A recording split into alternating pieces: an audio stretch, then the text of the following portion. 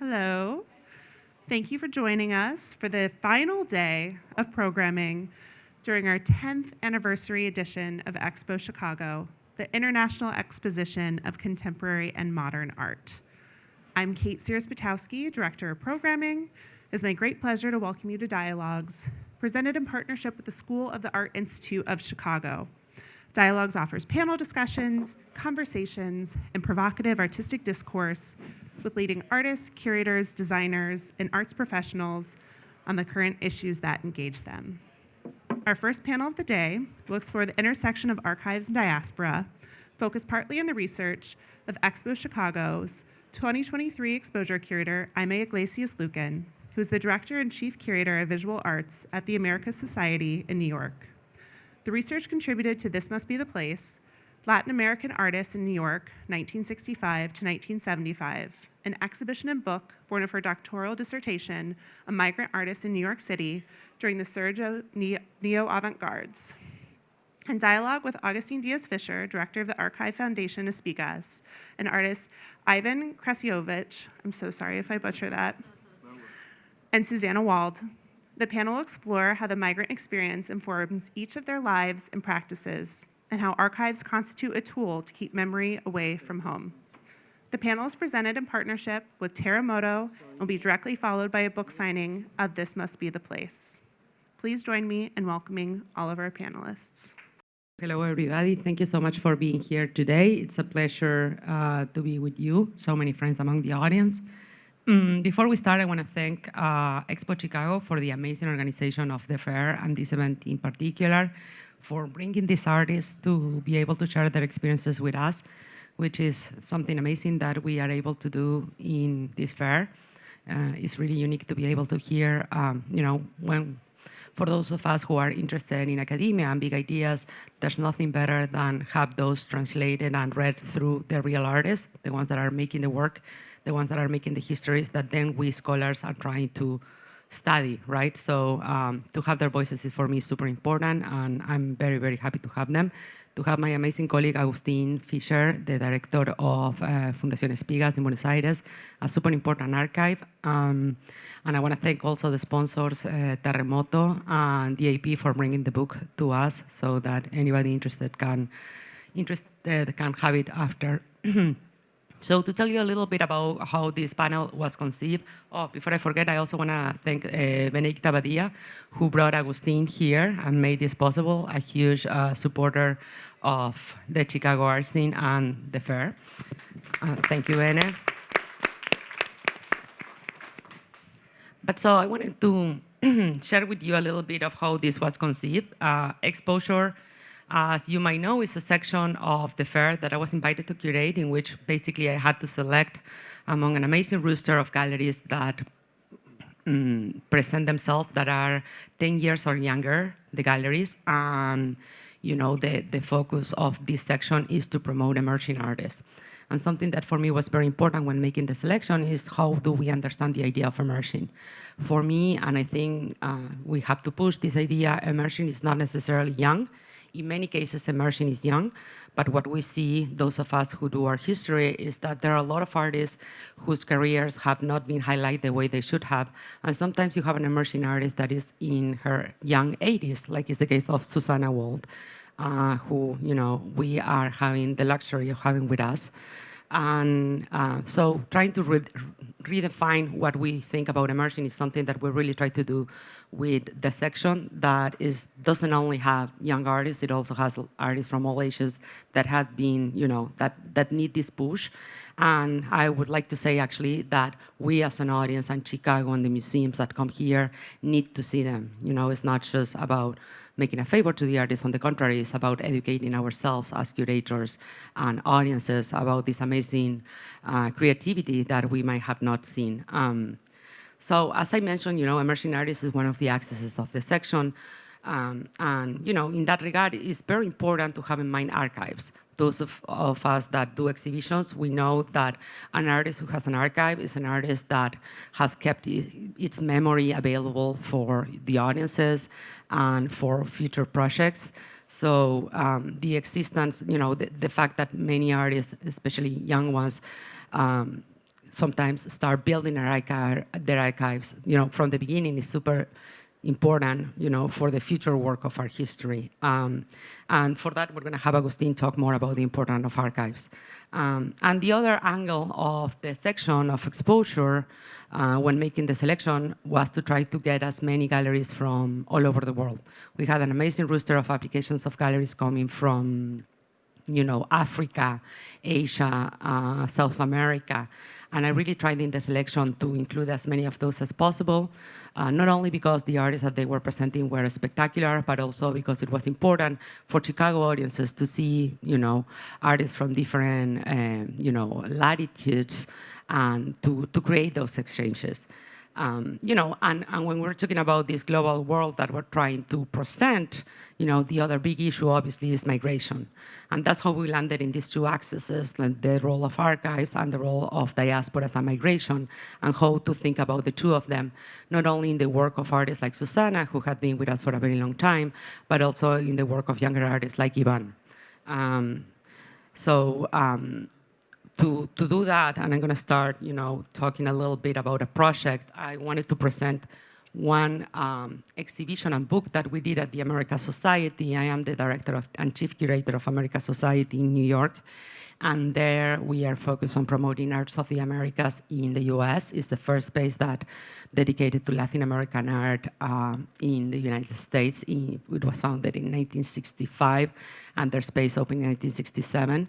And what we did, and this comes from my doctoral research, but became an exhibition and also a book, it's a survey of the work of Latin American artists that had lived in New York between the 1960s and the 1970s, and try to understand how their work related and interacted with the neo-avant gardes that were taking strength during that time in New York. This is a moment in which New York is becoming an international art center for the first time, very strongly, and I thought it was very important to study and highlight the role that migrants had in that process. And in my work and in this exhibition, we did it through Latin American artists, but I think it's a question that we need to rethink in American art history and to start thinking about the role, for example, of Asian artists like Yasuyori Kusama, and Yoko Ono, in the search of installation of performance. Could that New York be possible without the influence of these migrant artists? I don't think so. So for that exhibition, we work a lot with archives from different artists and institutions. It was a key element of our work. In many cases, we had to build archives for the first time while doing the research for this exhibition. Many of the artists just had loose papers that we had to organize to be able to produce the exhibition and produce the publication.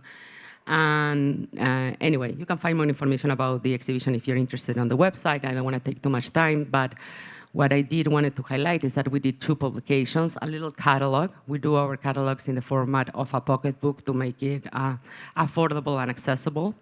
And then we did a big book, which we had the honor of co-publishing that with ISLA, the Institute for Studies in Latin American Art, and it's distributed by DAP. And the book, as you can see in the cover, is an oral history of Latin American artists in New York from 1965 to 1975. An oral history means that what we're doing inside the book is that we are organizing the book in sections about different themes, for example, the initial impressions of the city. And what we are foregrounding in this section is citations. What you see in the book is mostly citations of artists. What we wanted to do is put at the front the artists' voices, and that this book, this way, serves as a primary source compilation where people can find the real voices of the artists through interviews that we either did with them in the case that they were still with us, or that we republished from interviews that they had given in the past, or notebooks or testimonies in the case of artists that had passed away. And to make a book that was not a coffee table fancy book, but a book that it was, foregrounding the artists' voices was a wonderful experience. It's a fun book. It's more, I feel it's more accessible for the general audiences, but more important is giving future researchers tools to make more exhibitions, more books, and more work and more interpretations about this period. And these are just a few sections. And with that, I'm going to pass the word to Agustín. Thanks, Aimé. First of all, I would like to thank Expo Chicago. It's been so nice to be here. They are such an incredible team. And also, I would like to thank Bene. I don't know if Bene is in the audience. I haven't seen her, but she's such a great support of ESPIGAS, and she's the reason why I'm here. So I'm really, really thankful. And also, I'm really happy to be in this panel. I'm really happy that you are here to listen to talk about archives. It's Sunday at noon. That is a rainy Sunday, so I really love your passion, and I really love you so much. I have to say that before it starts. So, basically, my name is Agustín Díez Fischer. I'm the director of ESPIGAS. ESPIGAS is basically a university center and a foundation, a private foundation. And the main goal is to preserve archives and to give access to those archives.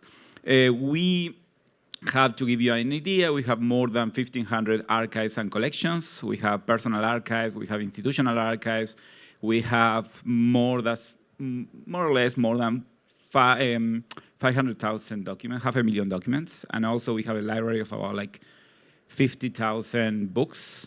All of them are focused on Argentinian and contemporary art. And ESPIGAS started 30 years ago. And this, you can see some of our facilities. We are based in Buenos Aires. ESPIGAS started 30 years ago because at that time, one collector saw that one archive was about to be sold to Spain. That archive was the archive of the Whitcomb Gallery. The Whitcomb Gallery was a gallery that was open in Buenos Aires for many decades during the 20th century. And it was central because in that gallery, many of the Spanish who had left Spain because of the Civil War, they were showing there, they were participating there. So it's interesting to think that the starting point of ESPIGAS is basically something that connects diaspora and archives. And all these archives, they have something in common. Many of them, they have something in common. There is always something missing. There is something that we cannot reconstruct, something that you cannot find in this archive, because you can see how difficult it was to move all these documents, how difficult it was to, even how the amount of risk that was needed to preserve all these documents. And at the same time, you can see how all these documents, how all these artists were playing a political role in many places at the same time. They were thinking, they were participating in anti-fascist groups, and they were also at the same time involved in the Argentinian, in the local scene. So I think these two characteristics is something that we can see in many of these diasporic archives. So that was the starting point in ESPIGAS in 1993. So it's been 30 years ago this October. And you can see that's one of the publications that we published along with the Museum of Latin American Art in Buenos Aires in 2003. And basically since last year, most of our books are online and you can download them for free. They're all bilingual, so you're more than welcome to go to our webpage and read them. This is another case, because this is a case where we don't have an archive. We have just a collection of documents about Bibi Sogbe. Bibi Sogbe, she was an incredible artist. She was a Lebanese artist who moved to Argentina when she was around 18, 19. She started working in Argentina, and then she went to Dakar. She lived back to Lebanon, and then back to Paris. So we don't have, in that case, this is also, we might call her a kind of diasporic archive of diasporic artists moving from one place to another. It is so incredible because we can connect through her work Latin America, Africa, the Middle East, Europe in an incredible time. But as I mentioned, we don't have the archive. There is, as far as I know, there is not such a thing of Bibi Sogbe's archive. We have just some documents. So to reconstruct her life, it is necessary to look and to work in many different places, to go to many different places. And that is something that I want to address and I want to bring here to the conversation, is that the role of institutions that preserves and give access to archives. In our case, how are we going to show this archive? Which archives are we going to process? Which archives are we going to publish, for instance? How are we going to work with them in order to help to try to write a new art history, not a canonical art history, but to confront the canonical art history. And that's an incredible, important role that archives, institutions that preserves and give access to archives, have today. And in many cases, we can do that, and that should be a goal. But also, we need to pay attention to what extent the thing that we are doing maybe are not helping to write a new art history. Because as one of the roles of the archive is that if we don't have the documents well described, we don't have good tools in terms of our digital facilities and all these resources that we need, it's going to be really difficult to write about these artists in the future. So we are not just preserving something from the past. We are really defining how knowledge is created today and how knowledge is going to be created in the future. And in the best case scenario, we can be the institution that could really help to this change, to this challenge, to transform and to go into more inclusive art history. In the worst case scenario, we are gatekeepers. We are institutions that maybe we are saying what it should be, what is being written about. We want to control what is being written about the archive, or we want to control who has the access to the archive. So that's the worst case scenario. But we do need to have a critical approach in the way we are working and try to really help and try to really promote a new art history. And these two cases in terms of archives and diasporic archives is really important to pay attention to these particular topics. Just to finish, because I have less than a minute, I want to tell you that we just published this. That's our last publication that is, as I mentioned, free online to be downloaded, so you can go to our webpage. And one of the texts is dedicated to Baby Sogbe. It's written by American-based scholar Olivia Wolf. All our books are bilingual, so you are most than welcome to go to our webpage and download it and read it. And hope you enjoy it, and hope in the future that could also promote more research about her work and the work of many artists that are mostly unknown. So that's all I have to say, and thank you very much again.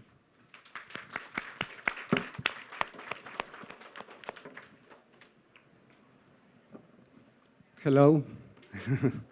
I'm Iván Krassoievitch, an artist from Mexico City. I want to thank Expo Chicago for having me, inviting me, and congratulations. I'm gonna show you all of my work is around language, specifically written language. And yeah, I'm going to show you 3 examples of my works, and then two projects that are about archives and diaspora. So this is called canceled poetry. What I do here is to transcribe poems to a canvas and then cancel it with paintbrush. No? And for me, that is important because it is important to talk about written language without any words. No? So here, I mean, this is a series, and it's there are 50 of them, but because of the time, I only going to show you one. Then this is a tonal poem series. What I did here is to recodificate poetry in colors. I assign colors to each letter of the alphabet, and then if you have time, you can read it. And yeah, there's a lot of palettes going on, and it's about, of course, about reading also, and yeah, and also about the time we take when we see artworks. No, so this is if you want to read it, you have to take your time. Then this is a Transcreaciones series. Sometimes I speak about my work or of myself as a translator, no? Because I have an archive or an anthology of poetry that I want to translate to visual language. So here is one of, I can see, of Chika Sagawa's poems. She was a poet from Japan, and yeah, from the avant-garde movement. No? And then, yeah, this is a project I did in 2020 at a public museum called Sala de Arte Público Siqueiros. And there was a totally freedom, the invitation was totally free to do whatever I wanted, but the only rule was to dig in the archive of the museum. The museum was the studio of David Alfaro Siqueiros, one of the most popular muralists in Mexico. So I found these two texts. That one is El Ejercicio Plástico, which was a project made in Argentina, a collaborative project, and the other one is a manifesto. So I found a lot of manifestos written or redacted by Siqueiros, and I found that it was the manifesto was in a special time, grammatically speaking, no? It was in present, canceling the past and proposing a new future, a different future. So my translation to this text was this huge installation. It's a freestyle interpretation, but because of the space, it was in dialogue with two murals that were super important and super beautiful, and to dialogue with some points that were important to Siqueiros, no? Like the dynamic viewer.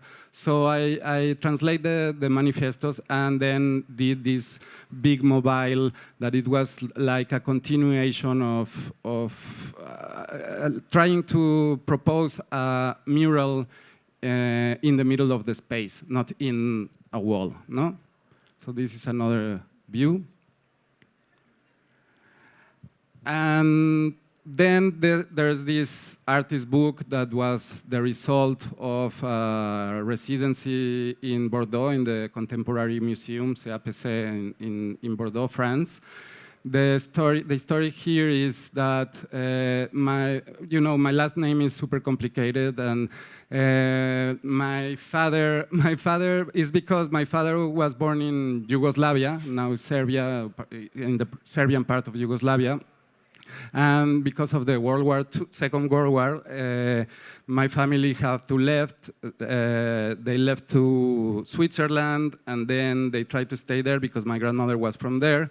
And then they couldn't stay, so they went to Argentina. No, the boat started in Bordeaux, so that was more or less the starting point.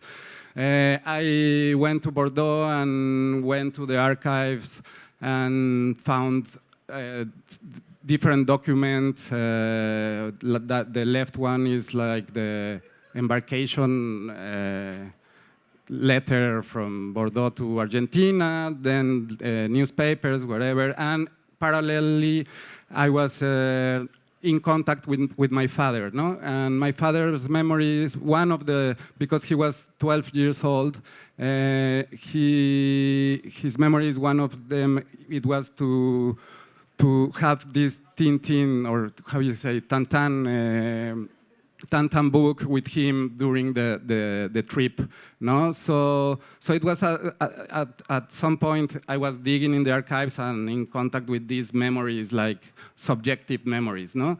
So at the end, what I did was to copy with carbon paper all the vignettes of the book and propose a new book, an empty book, a useless book without any information but the memories or the future. The book is here, if you want after the talk to take a look.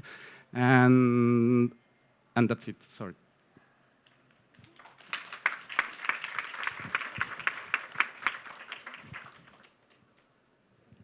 So it's my turn. My name is Susana Wald. I have an extremely interesting life. I was born in Budapest in Hungary.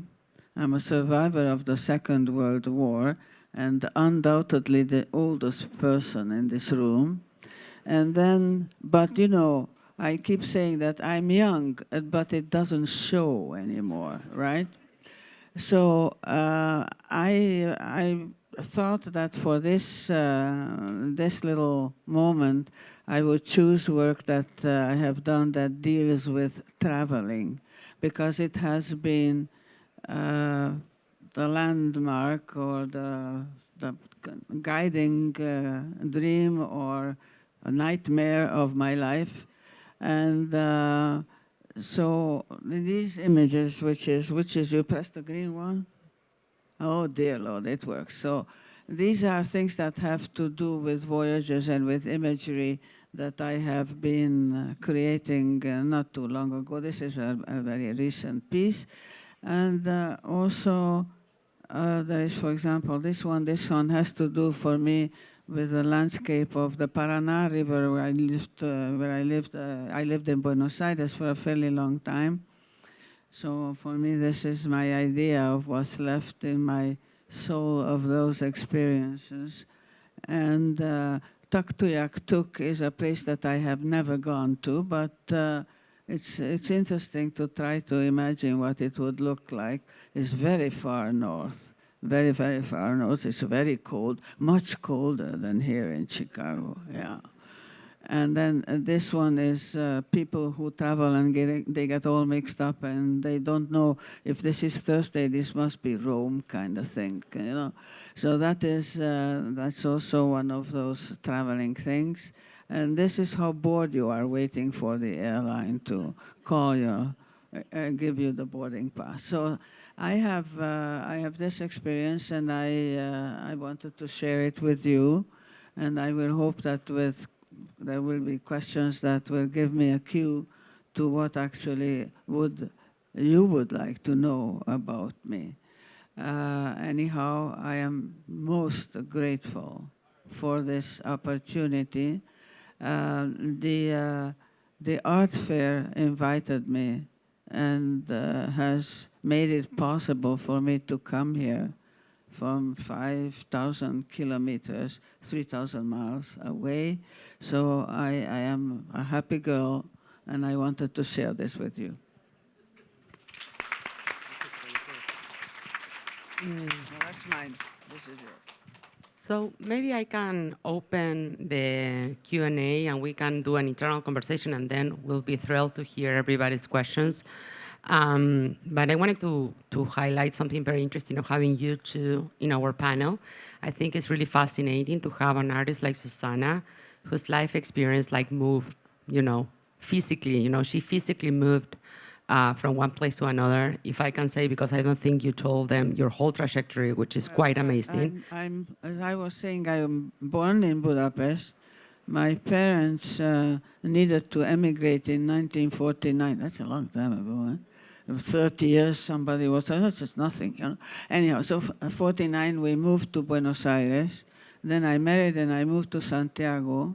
I have 3 children who are all now very old people, born in Santiago. And then things got murky there and I had to save my life and move to Canada. So I'm a Canadian citizen. I'm also a citizen of Chile. And then my partner at the time, who has now left me, moved to Mexico and kept inviting me. So I threw in the towel and I moved to Mexico. So, Chilean, Canadian, living in Mexico, and some other shadings of blue and gray and all kinds of colors. And I have also traveled a lot, because I have been in contact with many people in the surrealist movement in Paris and in other places of the globe. So I am moving kind of person, and I get moved as well. Mm-hmm. And yes, and the interesting thing is that goes, to have you in dialogue with Iván, and Iván's practice, is about reimagining the trips that his family took when they were migrating and exiling. And I think that's something to highlight and something to have in mind here, is that when we're talking about their personal or family experiences. We're not just talking about migration, we're talking about exile. And that is something that we must have in mind, because we're talking about forced displacement. And, and this is how many diasporas are formed all over the world. This is something, and for diasporas, the possibility to have an archive is especially relevant, right? Especially to build an archive, whether that's an imaginary archive, when they don't have the possibility to bring their objects with them, or, reimagine, memories from the past. But I have to tell, I think that it is true what the Dalai Lama says. If he did not have, if he had not been forced to travel, he would never have known all the people and the places that life took him to.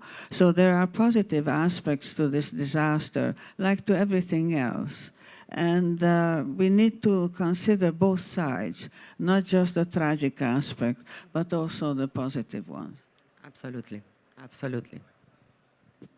No, I want just to bring something to the table, that you were like something that is also related to diaspora, and in that case related to any kind of movement, is also the question of translation, that we want to or we need to try to find a way to communicate something, to have a connection, to have something that we can, it could be not even language, or could be not even words, could be images, could be our hands, could be something like that. And in both cases, I would like to know your experience, your thought about that. Like in your case, I would like to know more about this painting made about about a place that you never visited, and in your case, how you translated the words of the Siqueiros writing into that space, that's open space, or that not open space, that mural. So that would be my question. And I'm also a literary translator, so that it works in that sense as well. It's in the languages, it's in the images. Whatever we communicate with can be a translating device. And it can be dance, it can be music, it can be anything. We share as humans with all other humans the same emotions. We cry the same way, we laugh the same way. So it is something that translating is a must. The accidents bring us to places, the diaspora, which is a human thing. We have been spread over the globe and we have adopted different languages. So we need to communicate, but we also need to have a translator that can tell other people what we were actually meaning to say. Yeah, my translations in the case of Siqueiros was more like the force of the words, some aspects. As I said, he was always talking about the dynamic public, to extend the paintings to the floor and wherever. And for me, it was like trying to dig into the core of the words, and then make it plastic. That's more or less how I work. And this comes, that's why I say I'm a transcreator, because that was a term that Haroldo de Campos, this concrete poet who was also a translator, put it like is the conjunction of translate and create. No, so when he said that if you translate, there's always a third. From one language to another, there's a third work that is happening. No, and in his case was to contextualize words in Brazil's popular slang, the Iliada or something like that was translated to Brazilian slang and something like that. So that's more or less the way I work. And the fact itself that you are doing art is you are a conduit to things that you are not even conscious of, which are in the collective unconscious, so that you become a translator in that way as well. so whether you want to or not. And that I find a very exciting kind of thing that can happen. I wanted to ask you both about the idea of a treasure, right? Something that I find fascinating about this project in particular is that, Iván, you chose this object, which was a treasure for your father during his migration. I think that we can all relate to that. I don't know about you, but I grew up reading Tintin, and those books were a little treasure for myself also. I wasn't carrying them throughout the ocean, but,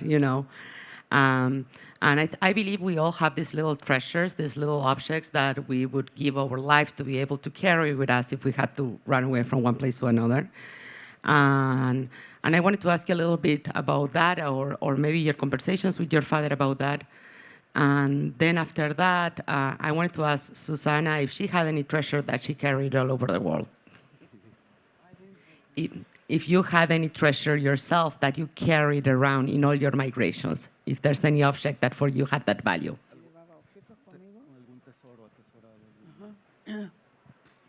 Yeah, of course. For me, treasures might be books, no, and it's not practical, no, like to carry with books, but books are like super important. Of course, I grew up also with Tintin and also Asterix and some other comics. But here, I think the treasures that are more practical to carry on are memories, no, and words without the book. And he was, the experiment was, super interesting because my father had memories. He didn't have the original Tintin, no, but he was like super. Also, he was super old, and it was a super important thing for him to remember, and he was like starting to get energized, no? And for me, I think, there's a lot of treasures, but memories are important in life and in my work, and yeah, that's it, I think. Well, I can talk about a spoon. It's easy to carry around. This spoon was sent in a care package to my family from Chicago. Coincidence here. When the war ended and the family that was living in Chicago discovered that the part of the family that was in Budapest had survived the war. This is the Second World War. Unfortunately, we have too many wars, but anyhow. So one of these packages were mostly food, but there were some of them that were objects that people would need because we were bombed out or whatever, So cutlery came in one package, and I became the owner of this little teaspoon, right? In the fair here, there's a booth where you can see my work, and the spoon is visible in one of my paintings, because I had painted something that I finished a piece on my father's 100th birthday, and I called it 100 years. And I needed to make a space to look like a void. And the best thing I could think of was to paint this spoon. So that's also something that I have been carrying around. And the spoon then went with me when I married to Santiago, and from Santiago to Toronto. I'm a Torontonian. And then the children playing with the spoon in a sand pile lost the spoon. So I thought this is really okay because the spoon had made it back to the Great Lakes, right? That is amazing. I don't know if anybody has any question from the audience. We still have 20 minutes, so. Yes. Mike is coming. If you don't mind, we'll start there for geographical reasons, and then we'll go to you. Mike is my grade. Hi, thank you so much for being here, all of you. Close to your mouth. Okay, thank you. Thank you so much for being here. I appreciate you sharing a little bit about your stories. I'm really curious because it sounds like you might know more than 2 languages. I'm curious about your process when you come up with the title for your work. What language, or is there a dominant language that you think of to name or title your work? Well, my languages are originally, of course, Hungarian, but not very useful. And then you have to learn other things, so I can speak Spanish fairly fluently, and I speak English and French and Italian. So I make the image not really knowing where it's going. And when I feel that it's done, I sit down and I wait for a name to come my way. And it can be in any language that I can understand. So I don't have a specific thing to answer you with. I'm very sorry. Yeah. What? That answers my question. Thank you. Thank you. Hi, thanks so much for being here. It's interesting to hear about your lives and your practices. The question I had is, have each of you been back to your sort of country of origin, Yugoslavia or Hungary, and how's that influenced your practice?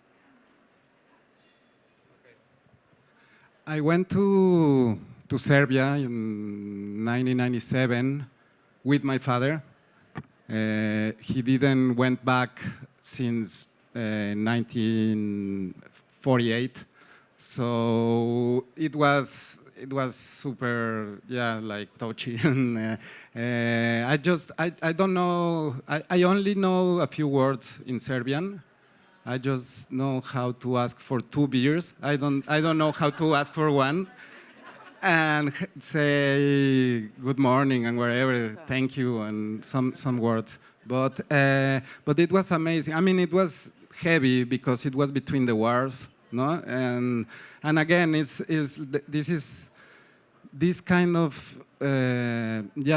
of movements, forced movements, doesn't stop, no? It's like continuing and continuing. Also, when I was in France producing this book, it was the crisis of migrants from Africa, no? And it was like in the news. So that's more or less. I mean, that's maybe doesn't answer your question, but I wanted to say that. I mean, the book that is empty is like my reply to one question, that this is gonna end at some point. It's not gonna. I mean, it's not ending. No, it's super heavy. But in Serbia was. I mean, it was super touchy because my father started to talk Serbian, but as a boy, because he learned, no, the words like talking like a boy in Serbian, not like an adult, and yeah, I mean, it was at some point. I mean, I don't see myself as a Serbian. No, I feel like a Mexican. I only have this complicated last name. But for my father, it was super important. And yeah, that's it. You go, Susana. Well, we know from nuclear physics that there is time. It's not a fancy we have as human. There is such a thing that they're not reversible events in matter. So, no, I have discovered a long time ago that even if you go physically back to some place, the place that you go back to no longer exists. And apart from that, I have never gone back to Hungary. Any other question?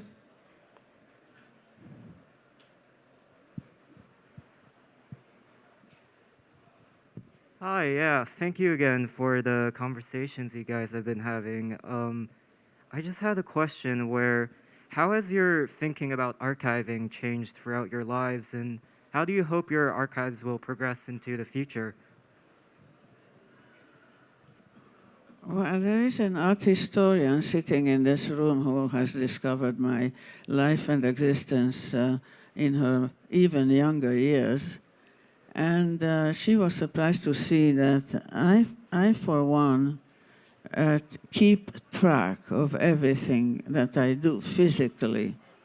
I don't trust the electronic devices because you unplug them and the data disappears. So I have physical record, I have archives of the work, and I also keep track of correspondence in physical way on paper, even now. So archives are something that I am keenly interested in. They are very, very important. And we need all the people that are busy as bees working in the archives, because it is a huge job to classify, to digitalize, to publish, to make it available. And I'm very, very grateful for that. One part of my papers has, a couple of years ago, sold to the University of Talca in the south of Chile. And they are digitalizing everything, and they make it already, some of the stuff is available online. So you can find the University of Talca archives and my name, and you can already find stuff that I no longer have. So it is it's something that archives are cool, really cool. And the historian is Macarena, who is here with us. So thank you so much for all your work on Susana's archive and Susana's legacy.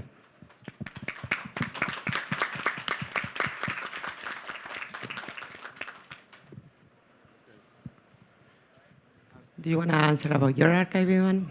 Are you building an archive, Ivan? I mean, no, to be honest, I'm not building an archive. I mean, I have a lot of editorial projects. Maybe that could be, like something that is starting. But yeah, I think, I mean, as an artist, you don't, maybe I'm wrong, but you don't think about building an archive until at some point in your career, no? But in the starting point you're just creating and not like being bad organized and whatever. so yeah. Well, I was only 9 years old and I got this book and somebody told me that I should keep a diary. So that's also a way of archiving stuff.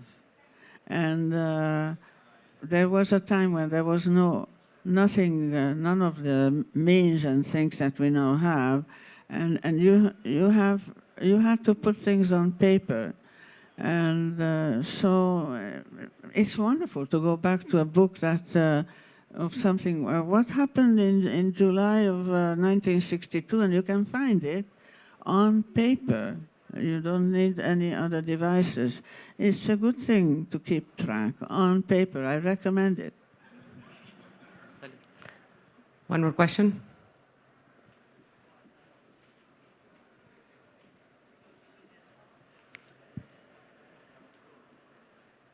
Thank you. I wanted to pose the question to Agustín also because though you're not an artist, as a professional archivist or someone engaged with archives, how does that trickle into your daily life? Like, do you obsessively create personal archives as a matter of course and awareness, or does this affect how you want to perhaps, I don't know, be remembered, not like a legacy, but in a more personal sense?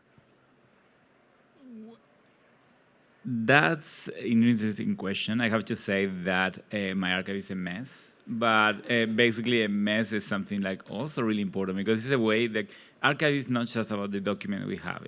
It's about like the relationship among all these documents. And this relationship, in many cases, is one of the most interesting things because you can understand how that person was kind of thinking, how was connecting dots and connecting different things. So I think the mess is an important thing because it's telling something about myself, and it's going to tell in the future. I don't think no one is going to be interested in me like in the future, but besides that, even though, like, I have to say that I'm not an archivist, I'm an art historian, but I've been working with archivists for the last at least 6 years. So I learned a lot to pay attention to what the role of the archives and how important could be in any context. Because whether we like it or not, we all have archives, because we all have documents, we all have like produced documents. And the archives, basically, these kind of documents that are produced, like, that come from our own activities, professional activities. And even if we don't pay attention to the archive, there is something there that is going to tell someone in the future, in the present, it's going to tell something about you. So it's not necessary sometimes just to be completely obsessive in terms of how you are organizing your archives or like the labels you are writing, but it's important to know that that's playing a role. Even if you like it or not, it's playing a role in your life. Even more today that we have like such a big digital archive and we are creating digital documents all the time. The other day, one of the things that we had one of the topics that we were discussing in one of the sessions was about like ecology and how like the amount of resources that we are like using every day just to produce the digital documents that in our daily life, and the amount of resources that are going to be needed in the future to preserve that digital dimension of our life. And it's interesting because we don't think that maybe in the future those who are gonna have the resources to preserve that memory are probably going to be in really like wealthy institutions. So they're going to select what they're going to preserve. So who's going to preserve because you need like really like expensive servers. The digital preservation is something that if you want to just Google it, is something that is extremely expensive. So who's going to keep that memory? And so what is the image of the present that we're going to have in the future? And that's a political question, and that's really important to have that in mind, even like thinking in terms of our own archive.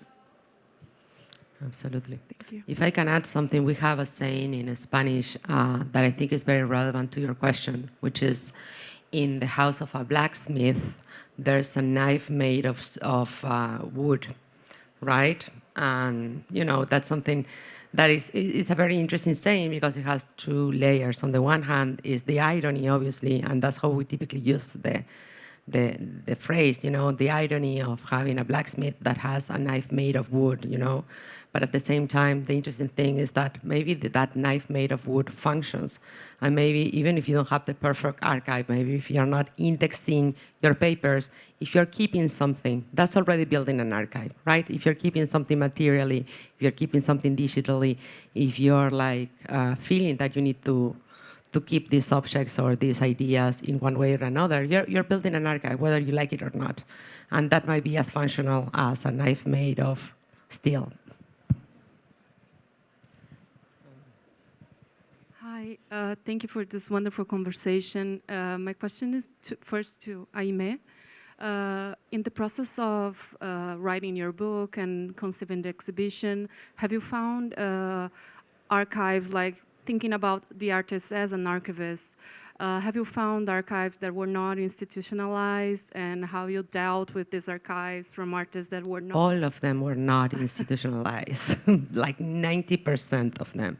We work with institutionalized archives to complement, but our main source were artist archives, and our main source were artist boxes. I wouldn't call them, or drawers or like stuff, We were purposely working with artists that were not necessarily so famous. For the most famous ones, we had like amazing archivists that would send us digital files, but the honest truth is that 90% of these artists kept their stuff at their home and were extremely generous in sharing those with us. And the testimonies that they share with us, those are intangible archives also. The interviews that they gave to us, those are archives also, and those were not only not institutional, but not physical, right? But yes, the reality is that having a very institutional, fancy archive is something too expensive for most Latin American artists, I would say for the 95% of them. So most of them, they have, their stuff and their memories organized as best as they can, and it's our work to reconstruct it. Yeah, related to that, I would like to ask Agustín, because I am a Latin American art historian as well, so I dealt with that a lot in Brazil while I was conducting research with like conceptual art in Brazil. Like suddenly my house became an archive because artists would send materials to me. So thinking about that and continuing what Aimé said to Agustín, like the importance of your institution, of the archive you're directing, and how much can it grow? Like, how do you deal with this idea that art history is not like there's a lot that is outside, it's still in Latin American? And well, that's a big question, and it has a big answer. But I'm gonna try to be like keep. We still have like a couple of minutes. Basically, one of the things that is important is I don't like thinking about like the archive that I direct, where I work, as an individual, an isolated institution. So I like to think that there is a system, and the system like includes like many different institutions. So first of all, you need to know exactly what are you collecting, what are you preserving? Because in many cases, I remember many times people want to donate archives. People want to donate archives that are maybe all like writers or like musicians, and those archives are great, and you really love them, but you are not the right institution to preserve them. So an important aspect is not only to think in terms of a system, but also to try to build that system and to help that system. So I remember just when we started like 6 years ago, we knew that there were two important goals in terms of outside the exhibition that we wanted to follow. One was to improve that system. So we organized many like kind of meetings, groups, in order to have connection, to have collaboration with our institution, in order to improve to professionalize the institution. So that was one aspect, because we knew that our own institution is going to work much better if the system was better. And the second aspect was how to work with like people like artists who they don't want to like donate or give the archive to another person, or people who are maybe relatives to an artist that they have an archive and they don't know what to do with it. But maybe in some cases they want to start working with it. They want to start different projects. So the other part of the development of these goals was to work with them to help them to try to how to manage archives. So we developed like an 8-month program where they could get some knowledge about how to manage archives, how to work with them, what they can do, what they cannot do, when they need professional advice, and all this kind of stuff. But yeah, it's a big question in terms of, it's not just a question of an institution, it's a question of a whole system. In many cases, it happened for me, it was really important to professionalize the way we were working with archives, why we were accepting some archives, which decision were behind, how was what is called the chain of custody, how we were keeping that. But at some times, you know that there is cases that are exceptional. You know that the option is, are we gonna keep this, or this is gonna be destroyed? And those are probably the most complicated cases, or the cases that are the most challenging in a way. And we still have many of those cases too. Thank you so much. So I think we have to wrap up, but I want to really close with a huge thank you to Susana and Iván, because at the end the archives are about their work. Thank you so much for your work and for sharing your memories with us.